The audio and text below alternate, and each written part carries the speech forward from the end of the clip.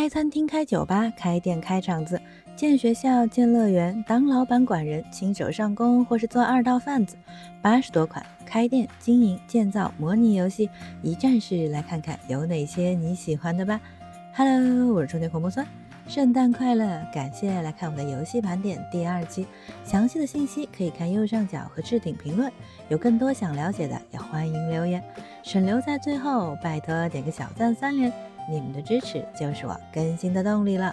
最推荐的游戏确实好玩，东方夜雀食堂，白天找食材唠嗑做任务，晚上订菜谱酒水开店，打打音游，满足客人的词条要求。碰上幻想乡的客人还会触发特殊的增益，可以雇佣员工换装，解锁更多地图、更大区域，完成大胃王挑战等等，是不是车万人都能使用？可以先入本体，喜欢再拿下 DLC。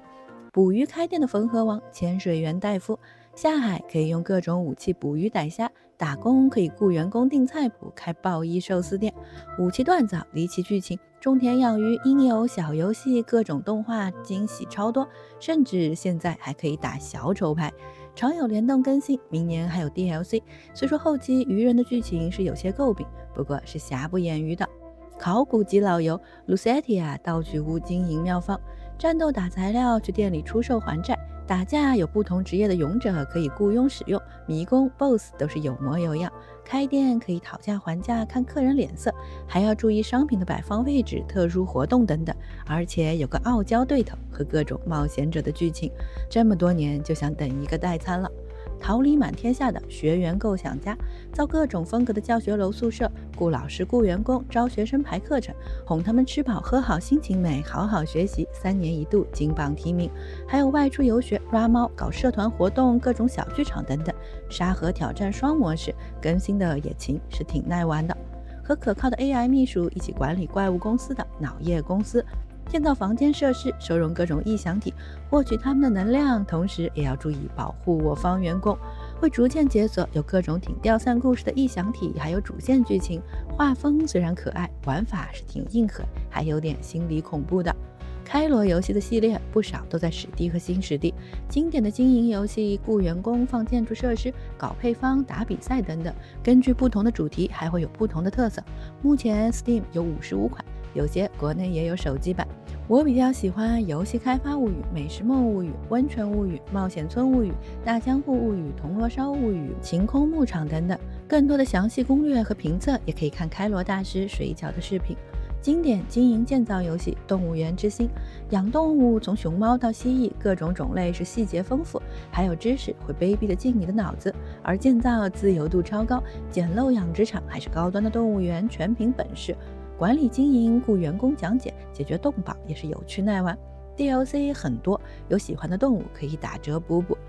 同公司类似玩法，还有目前最好的乐园建造游戏《过山车之心》，放各种游乐设施、装饰或是摊贩厕所，打造心里的理想乐园。史迪也是非常便宜。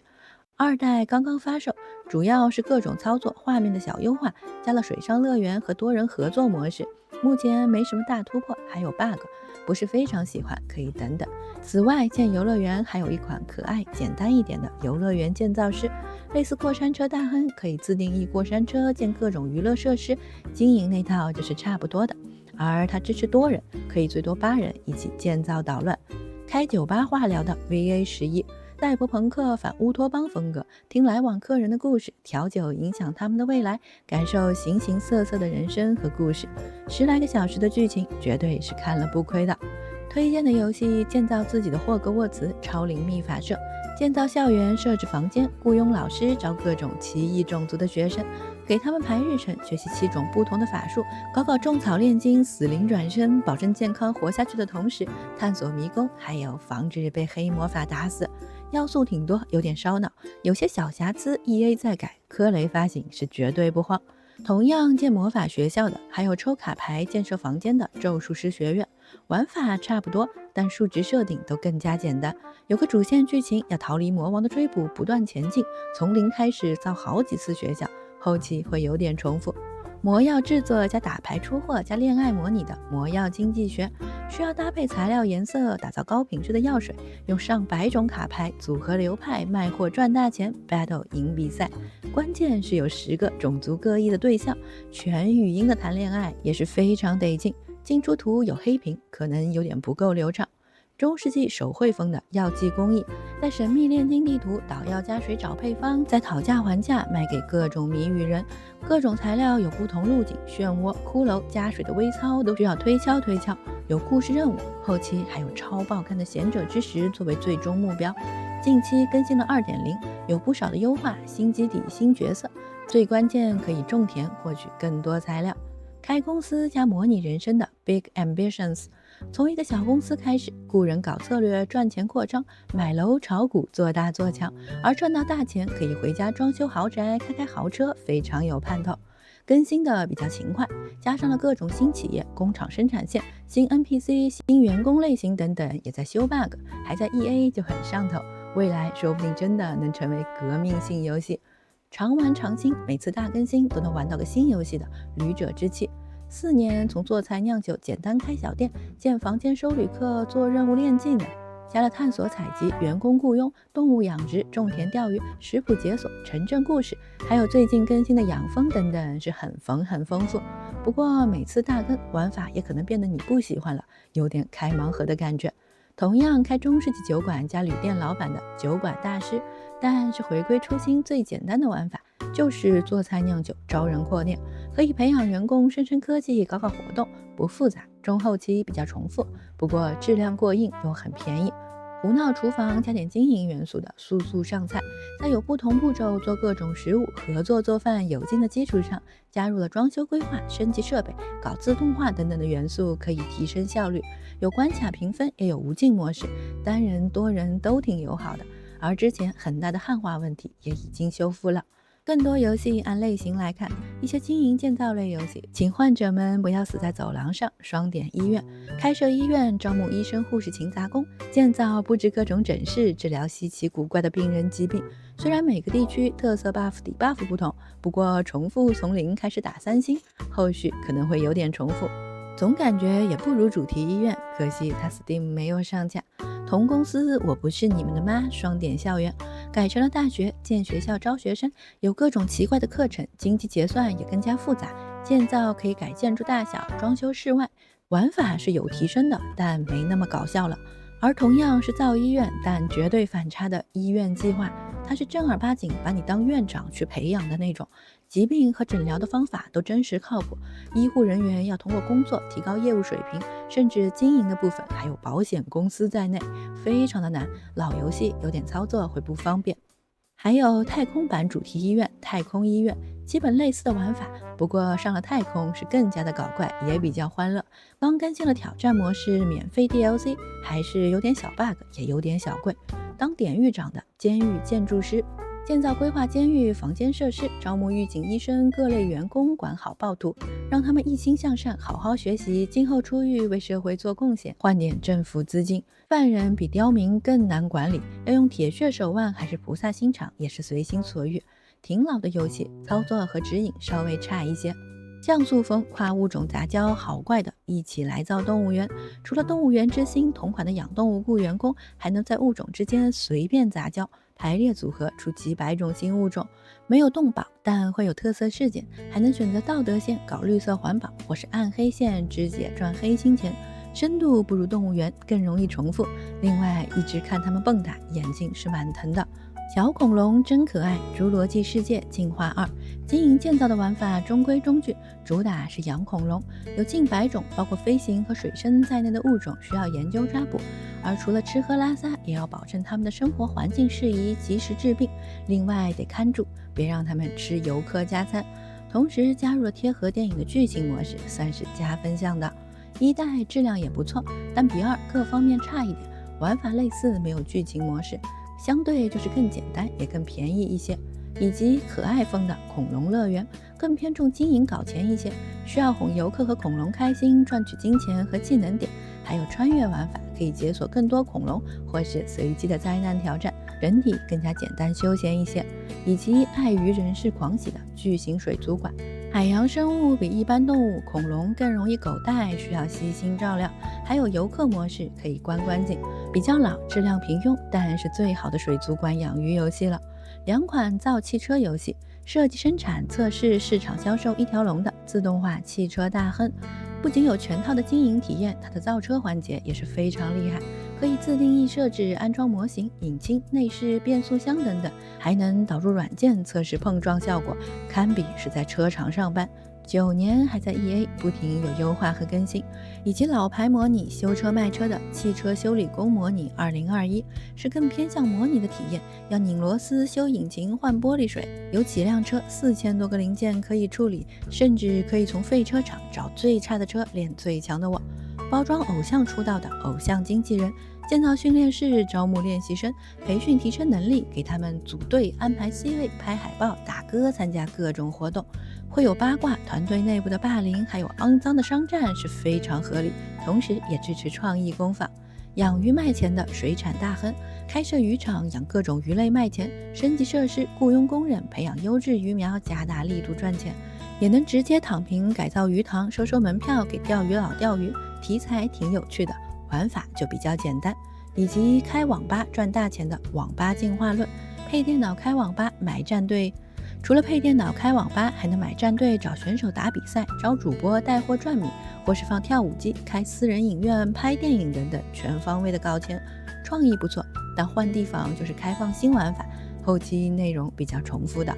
一些纯做菜送菜的时间管理类游戏，最推荐还是老爹系列。除了按步骤做食物，努力赚高分，还有顾客等级好感、店铺升级、外卖、小游戏、贴纸等等的特色玩法。目前 Steam 有2款。冷饮店做圣诞上甜饼的主题，以及披萨店涂酱撒调料、烤饼子、切饼子做披萨的主题。类似做披萨，还有可口的披萨、美味的披萨，顾客会有故事，更有人情味，和免费内购的手机版同步，有签到、不断更新活动之类的世界，就是电脑操作是有点费鼠标。另外还有一个送菜时间管理的经典系列 Game House， 也几乎是全线在 Steam 出售的，包括经典陪伴 Emily 成长的 Delicious 做菜系列，比较出彩救死扶伤的中心医院系列，特色的 Detective 侦探等等，玩法都差不多，看剧情送菜打关卡，主要是看主题和故事的喜好度。有手机版可以买会员包月畅玩， Steam 更适合史低入手。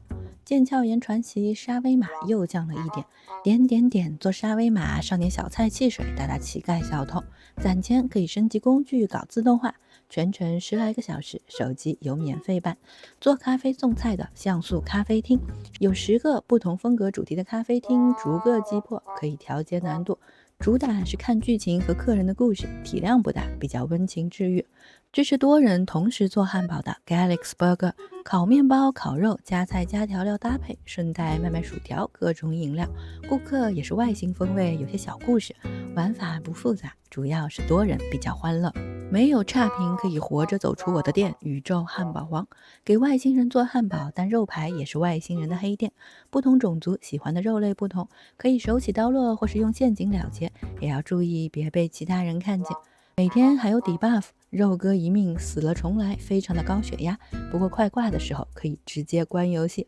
青肉鸽的咖啡大篷车，按照步骤做咖啡、泡茶或是打冰淇淋，照顾上帝客户。路上可以寻找器具、食谱或是开店，而每次路线都不同，可以降低点重复感。最近有大更新，玩法更加丰富了。打工只为了养活猫主子的猫次郎，白天在便利店打工，结账、热便当、补货、拖地等等，晚上就是回家买家具、买猫粮、撸猫、喂猫，看它们变成奇奇怪怪的样子，好怪、好幼稚、好可爱。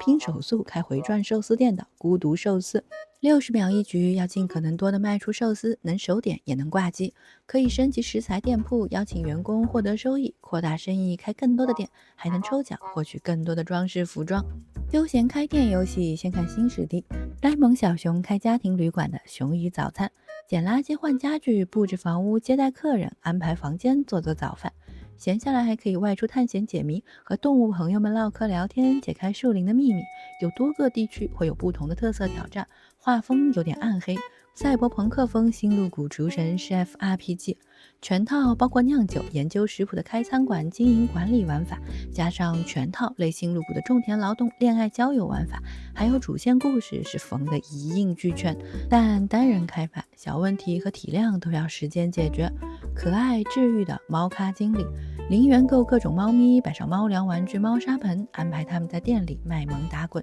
开店可以自己动手，也能雇佣员工，而买食材、材料、家具都需要不同类型的货币，需要通过改装修设定策略，吸引不同类型的客人。玩法不复杂，主打是猫猫可爱。而同样猫猫主题、画风更奇幻可爱一些的 Calico，主打是抓猫、抓兔、抓熊，探索不同的岛屿，发现各种小动物，撸个痛快。顺手装修一下店铺，做做甜点美食，开个店，和镇上各种少女交友唠嗑，非常容易晕3D，没什么难度，就是猫奴狂喜。千与千寻加夏目友人帐的妖怪汤屋，作为通灵人和猫咪老师一起解决人类和妖怪的烦恼，再安利妖怪来家里的澡堂搓澡，收点门票。提升好感可以让村民来打工，另外小游戏是真的有点难，画风离奇，指引简陋，但是玩法是蛮特别的。第一人称经营可爱餐车的水果巴士，在各个小岛间穿梭，寻找新鲜食材，研究更多菜谱，可以了解客人们的喜好习惯，制作各种美食和他们唠嗑，也能升级餐车，吸引更多的人看故事，整体是温馨可爱。肉鸽地牢刷食材加福瑞小镇开饭店的喵娘小厨，不止升级餐厅加炒菜送菜，开店难度不大，上100种菜谱，半夜会看饿的那种。而打怪也是烹饪主题十足，用咸鱼鸡蛋打怪，怪物是面粉土豆，但整体是非常的刷，而且有点偏贵，主打还是可爱的。学医不能，但炼金可以救全村的杏林物语。平时外出探索，捡捡材料，和 NPC 唠嗑送礼，谈谈恋爱。而开医馆需要玩小游戏给他们诊断，再拼俄罗斯方块炼金做药。主线是救村长女儿，画风可爱，简单治愈，但采集材料治病是非常的重复。开网店卖咕卡的小小贴纸铺，选取图样自由拼贴，加上各种可爱样式，打印打包，放上拉菲草小礼品，寄出成交。可以慢慢解锁升级更多的图样，而图片可以保存到本地，非常的人性。007好证明夜情人。白天开店赚钱，购买装备，照顾镇里的经济发展；晚上肉鸽地牢打怪，收集素材上架。战斗的成分更重，而经营的部分主要是卖货，不太复杂。以前比较少的缝合型，现在会比较普通一点。超可爱小骷髅做菜的骨头餐厅，多人合作做菜上菜，但能研究近100种菜谱，还能召唤亡灵帮忙，甚至可以偷偷干掉客人，主打是可爱上头。小恐龙开商店的琥珀岛，需要自己探索收集资源，制造物品，开小店讨价还价，和各种史前生物做生意，交朋友。随着经济的繁荣，也能振兴小镇，吸引更多的动物，相当的可爱。新发售有些 bug， 不过一直在修。经营神奇云端咖啡店的原地起咖，白天开发设置饮品菜谱，雇佣员工使用技能策略，维持混乱值，提升销售额。晚上外出探险买材料，田忌赛马打比赛夺地区第一。玩法很多很疯，前期有趣，后期要去新地图重来，一遍一遍有点重复。小学生玩真幼稚，我玩真正好。水豚 SPA，种水果做肥皂，照顾可爱的水豚，同时和来玩的乌龟、青蛙、小鸭子交朋友。可以装修升级家具，吸引蜜蜂、蝴蝶帮忙打工等等，就是非常简单。他家还有几款氛围差不多的，开蛋糕店，种田养鸡卖蛋糕的 Lemon Cake， 开兔子公园养兔子 Ratu 的 Bunny Park， 小女巫搞自动化炼药开店的妙药工坊，外出探索收集寻找各种材料，回家与时俱进搞生产线，生产魔药搞批发，还要自己研究药水配方和 NPC 唠嗑等等，是炼金工坊的自动化版，难度不高，比较休闲。小女巫开餐厅加横版跳跃的魔法餐作室，做菜送外卖，还债买下餐厅，需要搭配食材做出特定要求的菜谱，推进故事，或是变身探索前往更多的区域。难度不大，但推剧情要搞轻策略解谜和跳跃，不喜欢的话就会很累。纯情怀向的《仙剑客栈2》，主打是弥补遗憾，可以招募全系列非常多的角色来打工、看约会小故事等等。而买菜、种田、探索、菜谱研究、店铺扩张这些都有，但都是平铺直叙，史低可以买了看看故事。而经典的一代 Steam 也有，可是它甚至无法做到买了可以正常下载打开，而且不能窗口化，还是不要买了受气的好。几款跑商游戏，最经典的跑商系列大航海时代4代的重置，可以选择7名主角在海洋间冒险探索，还要打海战称王。游戏是经典好游戏，很多人的跑商入门之作，但威力加强版啥都没改，画面交互是比较受罪的。基本是同样玩法的风帆纪元，画面操作都更加好看舒适，而内容体量会逊色一些。常年出门家里也会有娃的中华一商，可以创建商号躺着收钱，还有家族体系可以养成后代。例会真的很丑的九州商旅，除了贸易还能建设城镇，发展商会，强化属性，以及有小游戏防止被打劫等等，玩法是挺丰富的。它还有续作九州励志 EA 发售基本一样的玩法，做了些优化，内容体量暂时不如前作，是未来可期。而经营加看故事游戏，和各种艺人美少女一起开旅馆的尤格索托斯的庭院，可以把客人全都干掉，强行收割，抽神域加成 buff 等等。但搞大钱的同时也得注意散值不能掉光，还有赌狗狂喜的炼金玩法，搞食谱做菜小游戏等等。不过主打还是看看剧情，谈谈恋爱。同样 Go Game 加经营的小白兔电商，在人类和妖怪打贸易战的魔幻世界里当尾部店主小兔子精，可以进货卖货做萝卜大王，顺便也能去阴间炒货搞投机倒把，是看故事看梗的，剧情比较见仁见智，就没有小白兔看上去那么的幼稚。几款轻经营化疗游戏，喜欢玩法的话就都很值得入手。赛博朋克风调酒制陶，玩解谜小游戏，破解惊天大秘密的红旋俱乐部；日常风格奇幻设定，了解魅魔、精灵、兽人、人鱼等等异种族烦恼的轻盐咖啡，和发生在3年后再次重逢，感受新的变化和人生的第2章，以及给勇者上魔药，帮他们冒险走向幸福，甚至是拯救世界的魔影星语。而经营模拟类游戏，力速双 A 弱女子开小店的温克利小屋，种田制造或是低价购入物品，陈列摆放，看准时机出售。根据天气、活动事件会有不同的市场动向，还能雇佣员工扩大装修店铺。玩法比较全，没什么同品的代餐，但员工 AI 交互的细节就有点磨人。开卡牌商店的奇幻式卡牌店，除了经营模拟那一套进货上架、定价装修开店铺，还能自己开卡包，完成卡册收集，主持比赛，看牌老对决，炒价格和客人交易等等。还在 EA， 目前中后期就比较无聊。还有一个同款画风不同的卡牌之王，这个已经正式版，没有太多的装修布置或是自己操作的元素，内容更加空洞一点。免费支持16人联机 GTX 1070就能玩的多人超市模拟，拟真一起开超市干活的主题，也能雇佣员工打打小偷，游戏性很一般，但免费 buff 拉满。同样是开超市的超市模拟器，玩法虽然差不多，但更加深入一些，还有不少的经营要素，在 EA 也会继续更新。开服装店的服装店模拟，除了进货，还能自己画衣服出售。开咖啡店的 Espresso Typhoon 可以给咖啡拉花，还有不同的地点可以选择，以及2款多人欢乐游戏。种田就是要搭配卖菜的菜市场模拟器，可以种田养殖，各种方法搞食材，做菜、榨果汁、加工食品，去菜市场摆摊卖钱，可以雇员工，有突发事件，主打还是多人欢乐，不算很深入，以及多人开烤肉店的烤肉串模拟，切肉、烤肉、摆盘装饰、配汤上桌，可以解锁多种菜谱，装修店铺，晚上还能一起出门逛街。最近还加入了厨神比赛。 EA bug 有点多，画风可爱，多人比较有趣。那么这次有喜欢的游戏吗？4年种田老 UP， 新游试赌，每月资讯，促销推荐，100万播放，超全盘点，点点关注，随时种田不迷路哦。感谢收看，我是种田狂魔酸，下次再见啦。